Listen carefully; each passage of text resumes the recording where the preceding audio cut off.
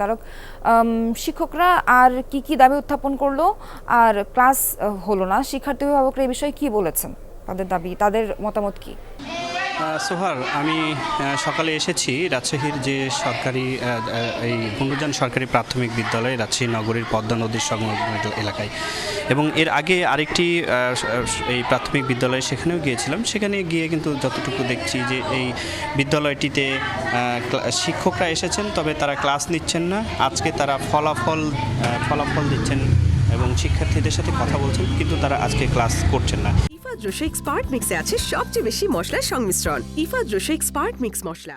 এর আগে যেমন শিক্ষকরা গত 4 দিন থেকে যে অর্ধ দিবস কর্মবিরতি পালন করলেও আজকে পূর্ণ দিবস কর্মবিরতি, সেটি কিন্তু তারা বলছেন। তবে তারা শিক্ষা প্রতিষ্ঠানগুলোতে এসেছেন, তারা বলছেন যে কনসালটেশন কমিটির সুপারিশ এবং চুক্তি সংস্কার করে সহকারী শিক্ষক পদে এনটি পদ থেকে 11তম যে গ্রেড সেটি বেতন নির্ধারণ এবং 10 বছরের ও 16 বছর পূর্তিতে উচ্চতর গ্রেড প্রাপ্তির যে জটিলতা সেটি নিরসন এবং প্রধান শিক্ষক পদে শতভাগ পদোন্নতি সহ দ্রুত যে পদোন্নতি সেইগুলো কিন্তু প্রদান করতে হবে।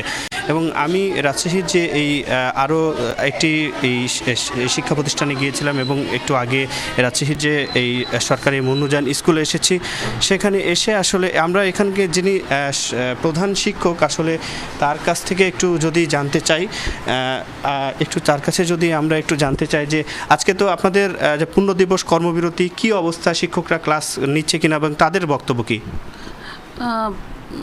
শিক্ষকদের আসলে যখন ওনাদের আন্দোলন অবশ্যই যৌক্তিক, তো আমি যেটা আমার অবস্থান ওনাদের কাছে পরিষ্কার করেছি যে তারা যদি মনে করেন যে ক্লাস বাচ্চাদের নিরাপত্তার সাথে তারা স্কুলে শৃঙ্খলা বজায় রাখার জন্য ক্লাসে অবস্থান করবেন, সেক্ষেত্রে আমার বলার কিছু নাই। আবার ওনারা যদি পূর্ণ দিবস কর্মবিরতি পালন করতে চান, সেক্ষেত্রেও আমার বলার কিছু নাই। ধন্যবাদ আপনাকে। সোহার শুনছিলেন, এবং আমি যতটুকু দেখতে পাচ্ছি যে এখন পর্যন্ত কিন্তু তারা পূর্ণ দিবস যে কর্মবিরতি সেটি কিন্তু করলেও তারা শিক্ষা বিস্তারিত জানাচ্ছিলেন। অসংখ্য ধন্যবাদ আপনাকে।